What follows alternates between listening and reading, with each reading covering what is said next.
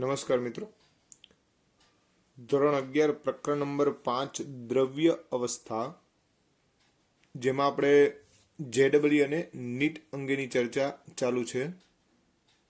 છેલ્લે જુદા જુદા પ્રકારની ઝડપ અંગે આપણે ચર્ચા કરેલી હતી.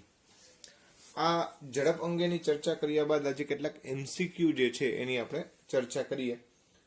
તો જુદા જુદા એમસીક્યુ એના અંગે આજે આપણે ચર્ચા કરી રહ્યા છીએ. નીચેનામાંથી કયા વાયુનો પ્રસરણ વેગ વધારે હશે, એવો એક ક્વેશ્ચન છે. નીચેના પૈકી કયા વાયુનો વેગ વધુ હશે? ઓપ્શન આપ્યા છે O2, CO2, O2, CO2 carbon dioxide, C option આપ્યો છે એમોનિયા અને ડી ઓપ્શન આપ્યો છે N2 વાયુ. તો મિત્રો, વાયુનો વેગ જે છે એ તમે જાણો છો એ પ્રમાણે કે ભાઈ તાપમાન જે છે એના સમપ્રમાણમાં હોય, જ્યારે અણુભાર જે છે એના વ્યસ્ત પ્રમાણમાં હોય. બરાબર છે? અથવા તો પ્રસરણ વેગ વિચારવા જાઓ, વાયુનો પ્રસરણ વેગ R is proportional to 1/√m, એવું આપણે શીખી ગયા છીએ. બરાબર છે? તો અહીંયા 16 દુને 32 આનો અણુભાર થાય, આનો તમે 44 અણુભાર થાય, એમોનિયાનો 14 ને 3 17 થાય, અને N2 જે છે એટલે કે 14 દુને 28 થાય. તો સૌથી ઓછો અણુભાર સી ઘટક એટલે કે એમોનિયાનો છે, માટે જવાબ આપણે શું રાખશું? સી ઓપ્શન આપણો જવાબ રહેશે. હવે ત્યાર પછી બીજો પ્રશ્ન જોઈએ. તો બીજો પ્રશ્ન કંઈક આ રીતનો છે. 27 સેલ્સિયસ તાપમાને 27 સેલ્સિયસ તાપમાને વાયુ માટે આરએમએસ ઝડપ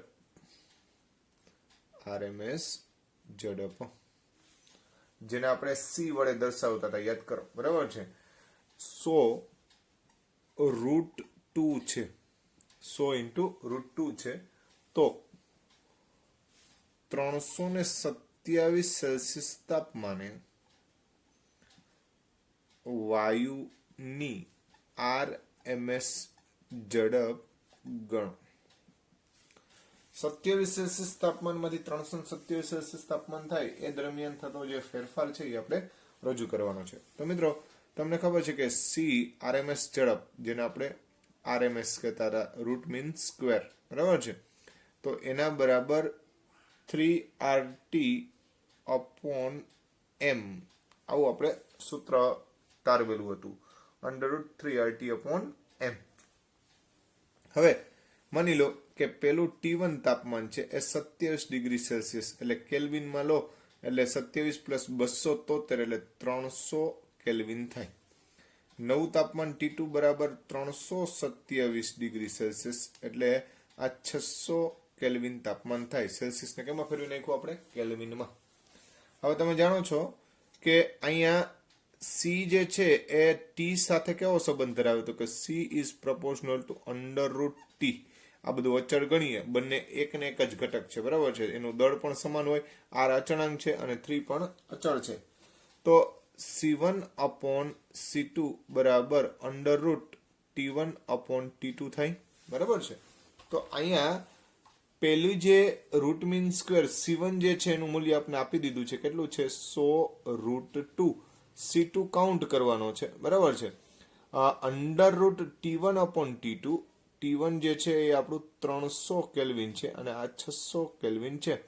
આ બંનેનો ભાગાકાર 1/2, એટલે 1/√2 એમ કહી શકાય.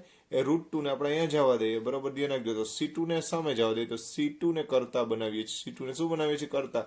તો આ √2 જે છે એ અહીંયા ગુણાય, એટલે 100√2 × √2, એટલે 100 × 2 એટલે કે 200. બરાબર છે?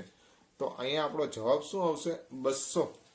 આમાં ઓપ્શન આપણને આ રીતે આપેલા હતા મિત્રો. ઓપ્શન કંઈક આ રીતના છે: 100, બીજો ઓપ્શન છે 200, ત્રીજો ઓપ્શન છે 300 અને ચોથો ઓપ્શન જે છે એ છે 400. તો સ્વાભાવિક છે કે આપણો જવાબ છે એ કેટલો આવશે તો કે ભાઈ 200 જેટલો એનો ઝડપ જે છે એ 200 જેટલી થાય એમ કહી શકાય. બરાબર છે. તો આ બીજા MCQ ની વાત થઈ. ત્યાર પછી ત્રીજા MCQ માટેની વાત કરીએ આપણે તો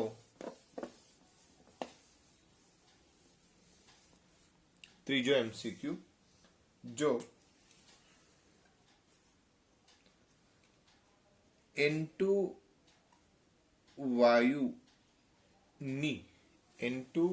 વાયુની RMS ઝડપ N2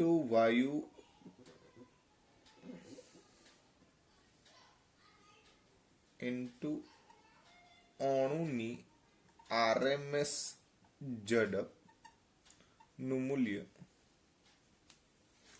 જો N2 અણુની RMS ઝડપનું મૂલ્ય U જેટલું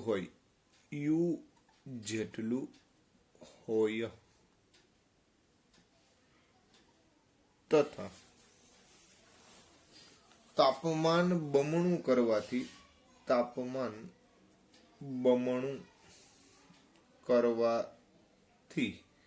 N2 નું વિઘટન થઈ N પરમાણુ બને તો N પરમાણુ માટે U નું મૂલ્ય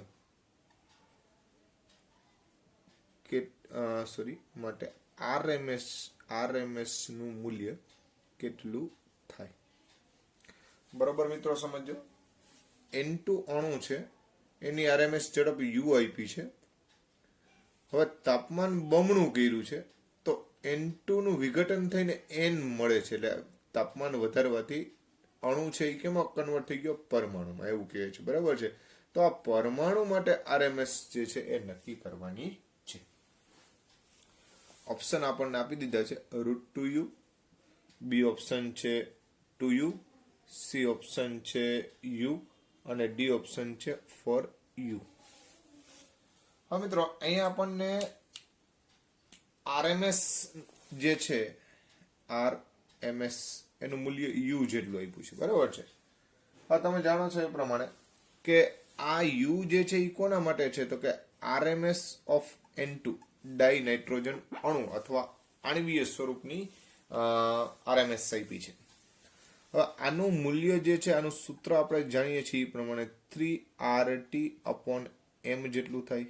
આપ જાણો જ છો બધા. બરાબર છે.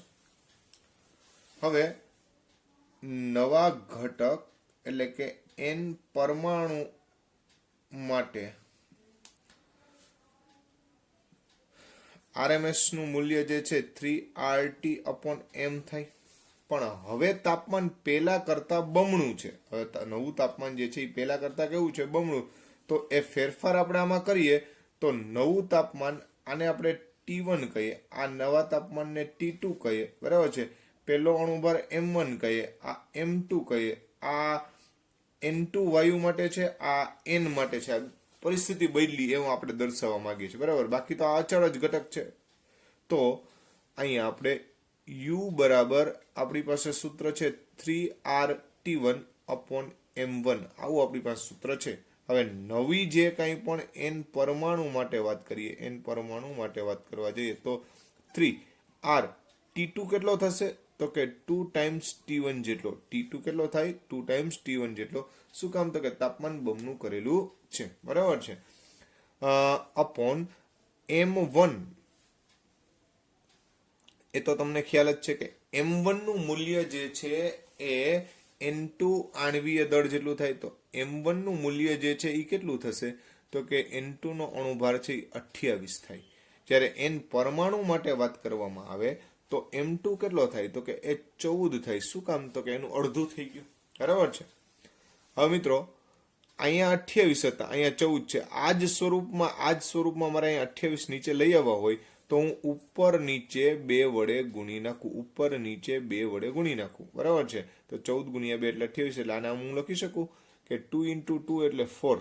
તો આમ લખું છું 4 × 3R T1 સાંભળજો મિત્રો 2 into 2 એટલે 4 3RT1 upon 28 બરોબર વિચારજો તો રૂટ 3RT1 upon 28 એના બરાબર તો યુ લખી શકાય કે નહીં આ જે છે રૂટ ના સંદર્ભમાં એટલે આને આમ લખીએ આ 4 નું રૂટ કાઢી લે એટલે 2 થઈ જાય ઇન્ટુ આમ રાખીએ આપણે 3RT1 upon 28 આવું લખી શકાય પણ હું આની જગ્યાએ શું લખી શકું યુ લખી શકું તો 2 into u એટલે મારો જવાબ છે એ શું આવશે 2 into u જેટલો જવાબ મને મળે એનો કહેવાનો મતલબ એમ છે કે જો અણુ છે એ પરમાણુમાં કન્વર્ટ થાય કોઈ પણ અડધું અણુ ભાર થઈ જાય અને સામે તાપમાન બમણું થતું હોય તો આરએમએસ જે છે એ 2 ગણી થઈ જાય એવું આપણે વિચારવું પડે કેમ કે અણુભાર સાથે એને વ્યસ્ત સંબંધ છે અને તાપમાન સાથે સમપ્રમાણ છે ક્લિયર પાછું રૂટમાં બધું છે એટલે ખાસ ધ્યાનમાં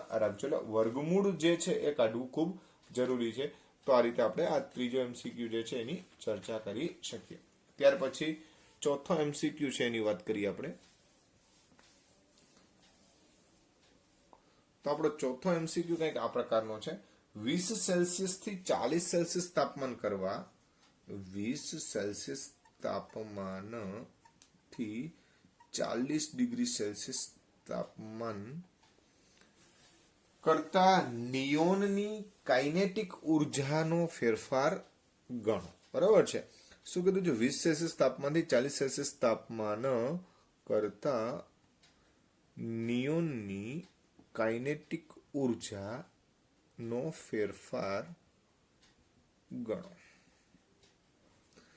કાઇનેટિક ઉર્જા એટલે ગતિ ઉર્જા કે બરાબર છે આપણે ઈકે શબ્દ કહેતા હતા અહીંયા કે શબ્દ આપ્યો છે કાઇનેટિક એનર્જી ઈકે પણ કહી શકાય જે કે તો મિત્રો તમને ખબર હોય તો કાઇનેટિક એનર્જી બરાબર 3/2 RT આ ટાઈપનું આપણે એક સૂત્ર જે છે એ રજૂ કરેલું હતું અહીંયા આપણે એમ કહી શકીએ કે આ અચળ રાખીએ એને એજ નિયોન માટે છે તો KE1 upon KE2 બરાબર T1 upon T2 હવે અહીંયા આપણે કિંમતો જે છે એ એપ્લાય કરીએ તો પહેલું તાપમાન T1 બરાબર 20 પ્લસ 273 અને બીજું તાપમાન T2 બરાબર આપણું છે 40 પ્લસ 273 બરાબર છે હવે આ બંને તાપમાન જે છે એ આપણે દર્શાવીએ તો 273 પ્લસ 20 એટલે થશે આપણું 293 કેલ્વિન 293 અને એમાં પાછા 20 નાખીએ એટલે 313 કેલ્વિન જેટલું તાપમાન થાય એટલે કેલ્વિન હવે કેલ્વિનમાં કન્વર્ટ થઈ ગયું બરાબર છે તો સિમ્પલ વાત છે KE2 ને કરતા બનાવો તો KE2 આ KE2 ને કરતા બનાવીએ તો T2 upon T1 into KE1 તો T2 કેટલો છે 313 T1 કેટલો છે 293 into KE1 એટલે પેલી કાઇનેટિક ઉર્જા કરતા 313 ના છેદમાં 293 ગણું થાય તો કંઈક ઓપ્શન આ ટાઈપના આપેલા હતા 1/2 બી ઓપ્શન છે 2 સી ઓપ્શન છે 313 upon 293 અને ડી ઓપ્શન છે √313 upon 293 તો સ્વાભાવિક વસ્તુ છે કે આપણો જવાબ કયો આવશે સી 313 upon 293 તો આ રીતે આપણે એને રજૂ કરી શકીએ ત્યાર પછીની વાત કરવા જઈએ તો નીચે પૈકી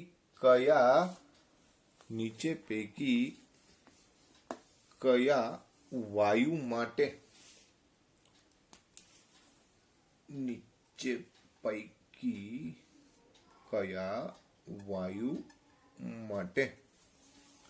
સમાન તાપમાને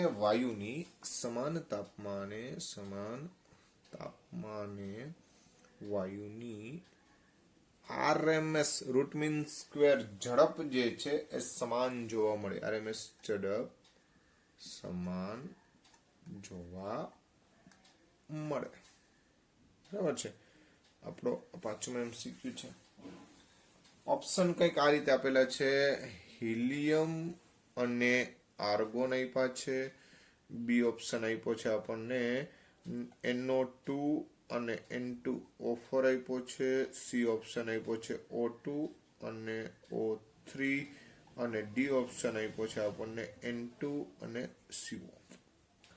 હવે મિત્રો તમે જાણો છો એ પ્રમાણે કે રૂટ મીન સ્ક્વેર RMS જે છે એ આપણે આમ લખીએ છીએ કે 3RT/m √3RT/m.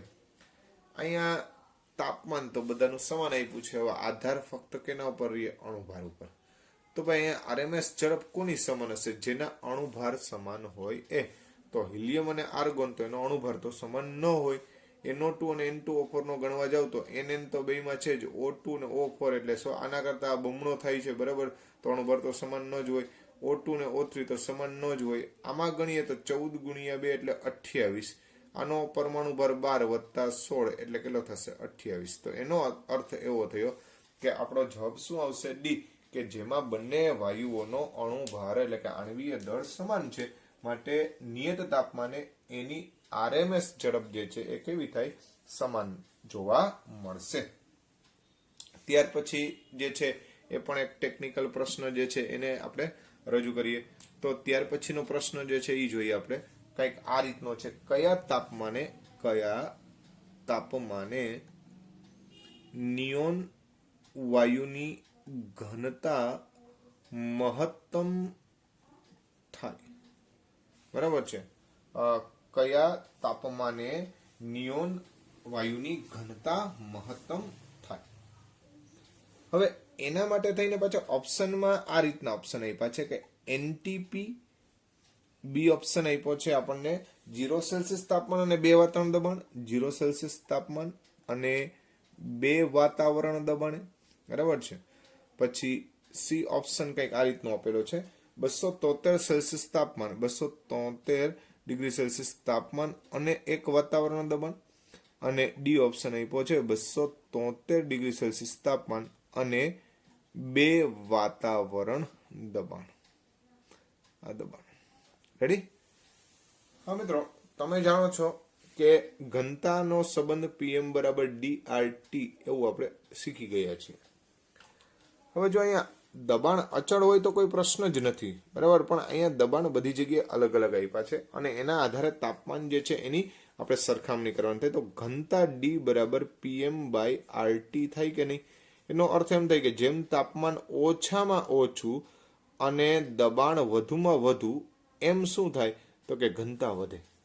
તો ભાઈ અહીંયા જોવો જી, દબાણ વધારેમાં વધારે હોય એવું અહીંયા 2 વાતાવરણ અને આમાં 1 વાતાવરણ, આમાં 1 વાતાવરણ થાય. NTP એટલે નોર્મલ ટેમ્પરેચર એટલે 25 ડિગ્રી સેલ્સિયસ. તો સૌથી ઓછું તાપમાન જે છે એ 0 ડિગ્રી સેલ્સિયસ અને 2 વાતાવરણ થાય. તો આપણો જવાબ કયો હોવો જોઈએ? બી ઓપ્શન એ આપણો જવાબ હોવો જોઈએ, કે જ્યાં તાપમાન જે છે એ પ્રમાણમાં નીચામાં નીચું છે. આ બધે NTP એટલે નોર્મલ ટેમ્પરેચર 25 ડિગ્રી સેલ્સિયસ તાપમાન, બરાબર છે. અને દબાણ જે છે એ 1 વાતાવરણ દબાણ થાય. તો સૌથી વધારે દબાણ આમાં છે અને તાપમાન સૌથી ઓછું. હા, બીજું 0 ડિગ્રી એટલે કેલ્વિનમાં ફેરવવાનું હોય, સીધું 0 ન કરી નાખતા ઘનતા. રેડી? તો આ રીતે ટૂંકમાં ઘનતા જે છે મહત્તમની વાત કરી છે. તો એના સંદર્ભમાં આપણે આ રીતનો જવાબ આપી શકીએ. ત્યાર પછીની વાત કરવા જઈએ તો 7મો MCQ કંઈક આપણે આ રીતે રજૂ કરી શકીએ. તો 7મો MCQ આપણે દર્શાવીએ છીએ 27 સેલ્સિયસ તાપમાને એક ખુલ્લા પાત્રને 7મો MCQ 27 ડિગ્રી સેલ્સિયસ તાપમાને એક ખુલ્લા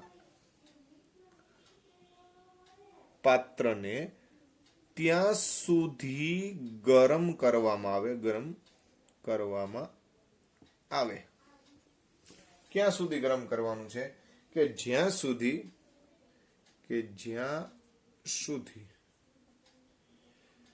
એનો જે કંઈ પણ ઘટક જે છે એટલે 3/8 માં ભાગનો વાયુ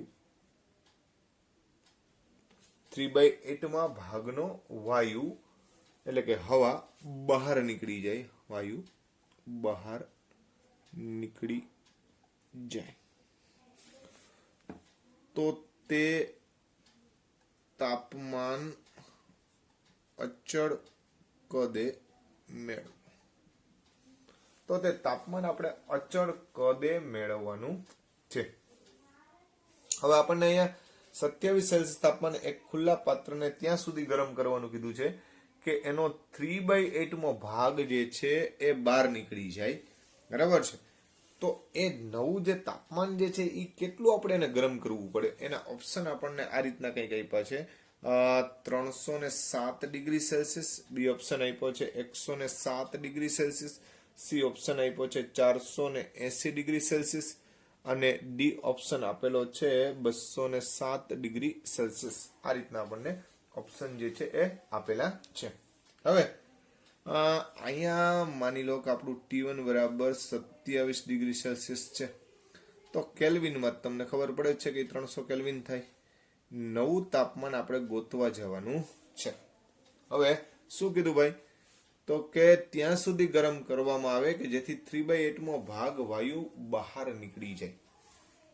હવે ધારો કે હાલમાં 1 મોલ વાયુ છે, તો તેને T2 તાપમાને ગરમ કરતા આનો આ 1 મોલનો 3/8 ભાગ બહાર નીકળી જાય, બરાબર છે. ગરમ કરતા 3/8 ભાગ બહાર નીકળે છે. તો અંદર કેટલો રહે, બરાબર છે. તો બાકી રહેલ ભાગ બરાબર 1 ભાગ હતો, એમાંથી 3/8 નીકળી ગયો, એટલે 3/8 ભાગ નીકળી ગયો. તો બાકી કેટલો ભાગ રહે, તો કે 8 ને લસા લઈ લે તો 8 × 8 - 3 એટલે કે 5/8 ભાગ રહે. તો માની લો કે પેલા N1 બરાબર આપણે 1 મોલ લીધા હોય વાયુના, તો નવા N2 બરાબર 5/8 મોલ થાય, મોલના સંદર્ભમાં વાત કરવા જઈએ તો, બરાબર છે. હવે સમજો અહીંયા કે PV બરાબર nRT. અહીંયા કદ અચળ છે, દબાણ જે છે એની પરિસ્થિતિ પણ અચળ છે.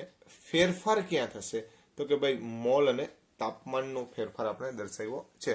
તો ગુણોત્તર લ્યો તમે મિત્રો, તો N1T1 બરાબર N2T2 એવી સરખામણી કરી શકાય, બરાબર છે. મોલને તાપમાનને સંબંધ આ રીતે રજૂ કરી શકાય.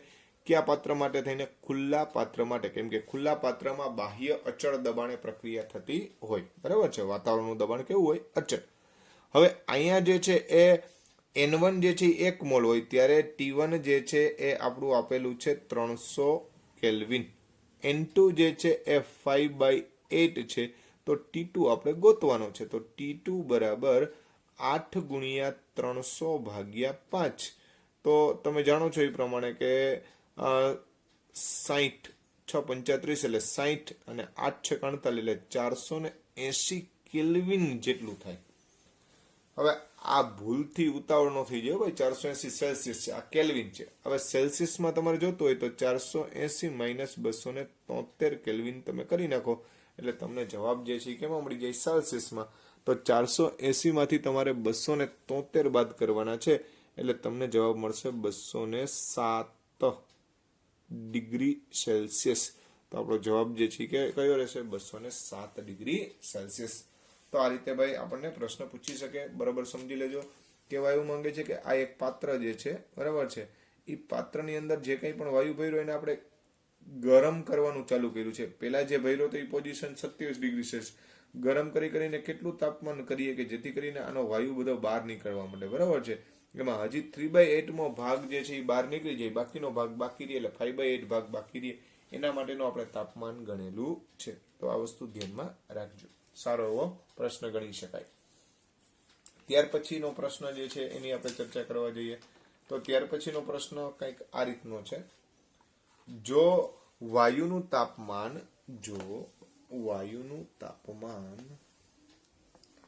1 ડિગ્રી સેલ્સિયસ જેટલું વધારવામાં આવે, જો વાયુનું તાપમાન 1 ડિગ્રી સેલ્સિયસ જેટલું વધારવામાં આવે તો નિયત કદે વાયુનું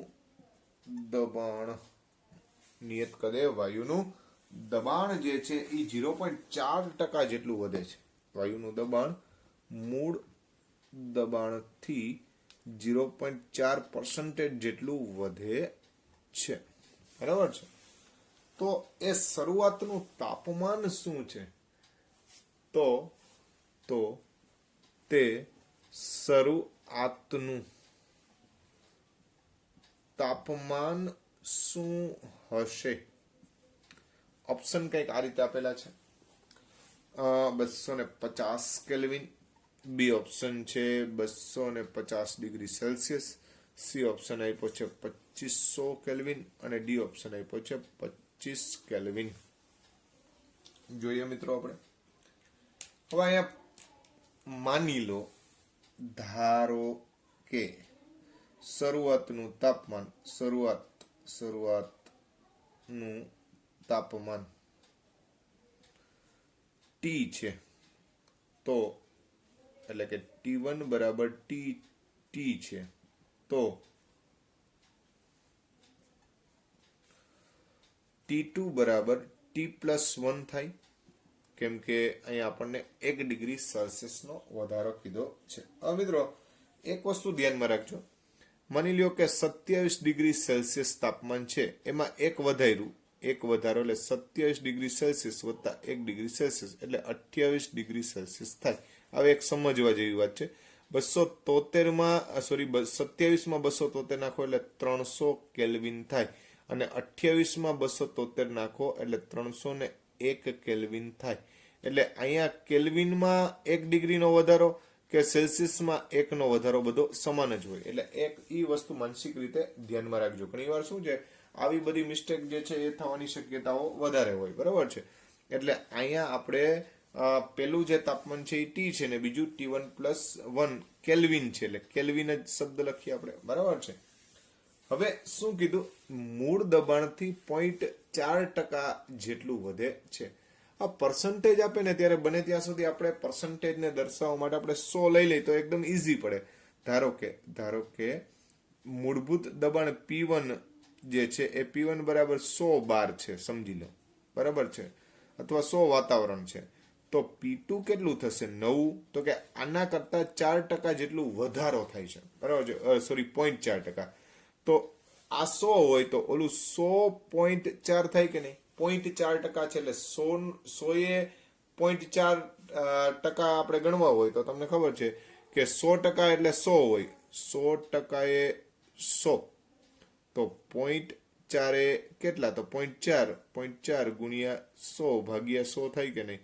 તો મિત્રો આ 0.4 એટલો વધારો થયો, તો 100 હતું એમાં 0.4 વધી ગયું, એટલે ટોટલ જે દબાણ જે છે એ 100.4 જેટલું થાય. હવે તો ભાઈ આપણો નિયત કદ જે છે, નિયત કદ એ તમને તાપમાન અને દબાણનો સંબંધ ખબર જ છે કે P1/T1 બરાબર P2/T2. તમારે શું ગોતવું છે? T1 ગોતવું છે, બરાબર છે. તો T1 ને ભાઈ કરતા બનાવો ને. T1 બરાબર P1 × T2/P2. આ T1 અહીંયા ગયો, બરાબર છે. P1 × T2/P2. હવે P1 કેટલો છે? તો કે આપણને અહીંયા P1 આપ્યો છે 100. T2 કેટલો છે? તો કે T2 આપ્યો છે T+1 છેદમાં P2 કેટલો છે? તો કે 100.4. હવે T1 ની આપણે ગણતરી કરવાની રહે, બરાબર છે. તો આ બે જે છે એને આપણે ધ્યાનમાં લઈ લો તો શું થશે? 100 T1 એટલે આપણું T થશે ને, ઓકે, બરાબર છે. તો હવે આપણે પછી T ગોતવાનું રહેશે. તો અહીંયા 100 × T એટલે કે 100.4T બરાબર 100T વત્તા 100, બરાબર છે. તો મિત્રો આ 100T આ બાજુ આવે એટલે 100 × 4T માંથી 100T આપણે કેન્સલ કરીએ એટલે 0.4T બરાબર 100 થશે. તો T બરાબર 100 / 0.4. તો આ પોઈન્ટ કરી નાખો તો 1000, એક મીંડું ઉપર ચડી જાય તો ભાગ્યા 4, એટલે જવાબ આપણો કેટલો આવે? 1000 ભાગ્યા 4 એટલે 250 પણ કેલ્વિનમાં જવાબ આવે. એટલે આપણો જવાબ જે છે 250 કેલ્વિન જેટલો જવાબ આપણે લઈ શકીએ. ખ્યાલ આવે છે મિત્રો? તો આ જે કંઈ પણ ચર્ચા થઈ એ જુદા જુદા પ્રકારના MCQ જે છે એને આપણે અહીંયા ધ્યાનમાં લીધેલા છે.